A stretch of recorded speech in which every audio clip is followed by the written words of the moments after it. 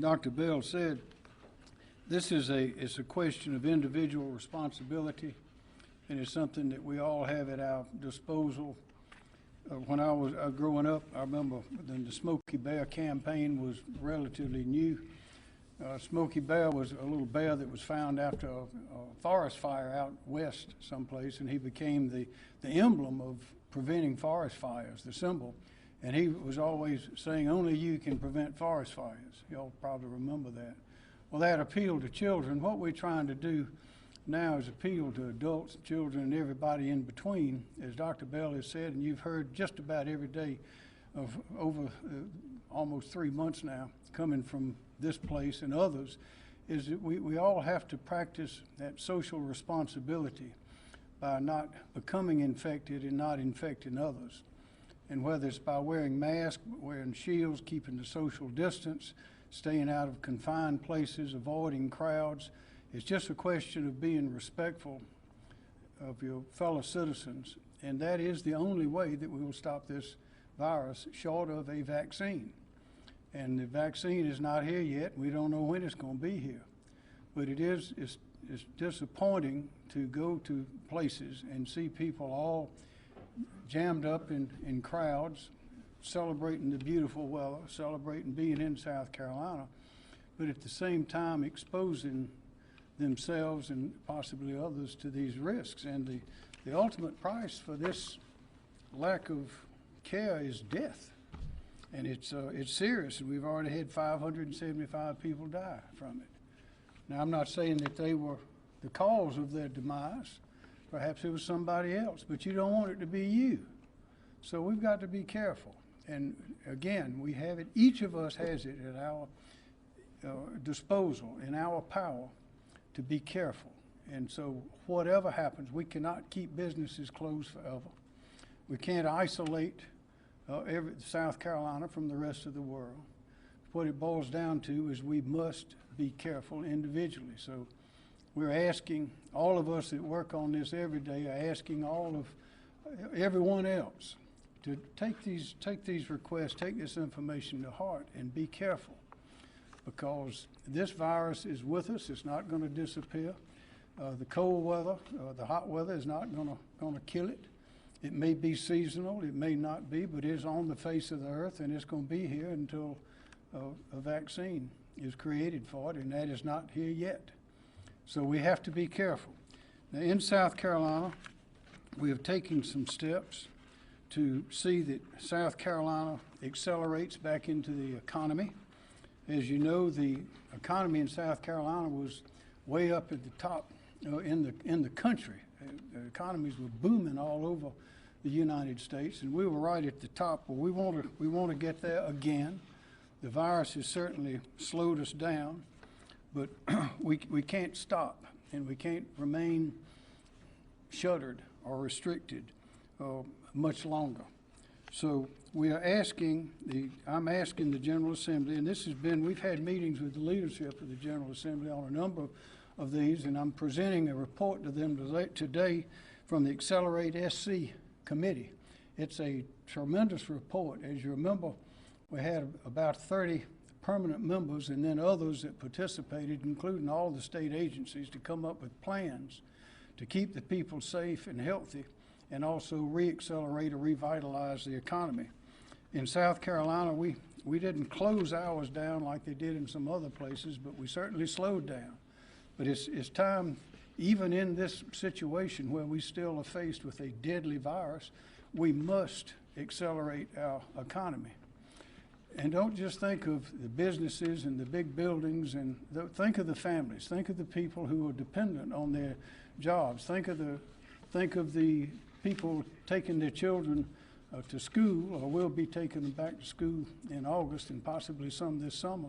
But just look at those people. Look at the workers. Look at the people you see in the stores, in the grocery stores, bank tellers, people working in the streets, all kinds of people in South Carolina, many in the tourism business or the service industry. Just think of those people, young and old. They need to work. They have to have money to pursue their life's plans. to feed their children, to pay the mortgage, to pay their bills, to keep the electricity on. So we have to get back to work. So the Accelerate SC has a variety of recommendations to the legislature. But probably the three that would be of the most interest at this time is first is that unemployment insurance trust fund. The unemployment insurance trust fund is money that is paid by businesses based on their payroll. So when their employees are laid off, they'll have a fund to go for I think it's 20 weeks. The maximum is about $326 a week.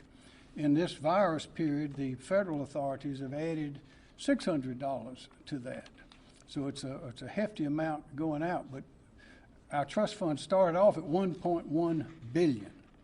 Now in 2008, 2009, it was just about drained with the unemployment back then, as you remember. We had the state borrowed money from the federal government, and just a couple of years ago, we ended up paying it back, and we were able to even reduce our taxes on the businesses. And when the virus struck in March, early March, we had $1.1 billion. Well, estimates are that by the time we get to December, we will be over $600 million short. So what we're asking the General Assembly to do is from that $1.9 billion to immediately when they arrive back this month for the first session is to provide at least $500 million into that trust fund. Of the $1.9 billion, at least $500 million. That will take us, if the best scenario, the most optimistic pictures for our economy hold true as predicted by the Department of Employment and Workforce and others, that will almost bring us back up to level. It's likely to be short. If the downturn, if the economy is worse than we thought, then that $500 million won't be nearly enough. But we're hoping for the best. We're hoping to go back to work, but we've got to have at least that $500 million to go in immediately, and we'd like to have more than that. We'll be working for that.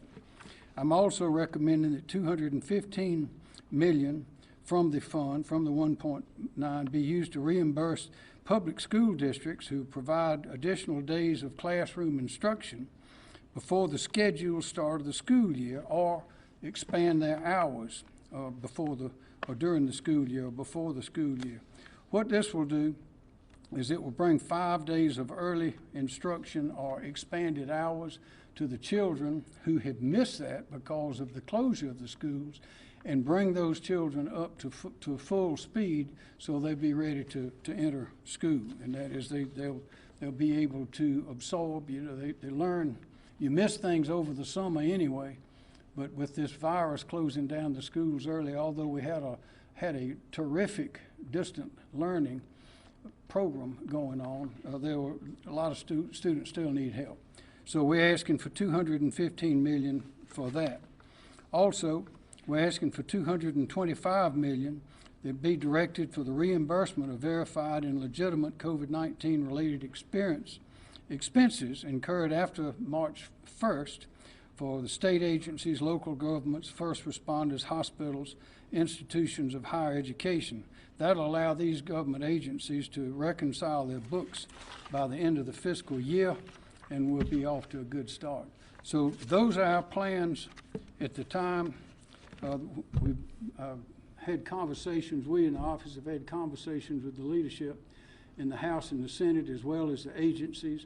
I want to thank again the members, those who participated in Accelerate SC. It's really a unique operation, a unique assembly of talent to find our way, the best way to re-accelerate the economy in South Carolina, which accelerates the happiness and strength of the people in South Carolina, and that is our goal. Not only to go back to where we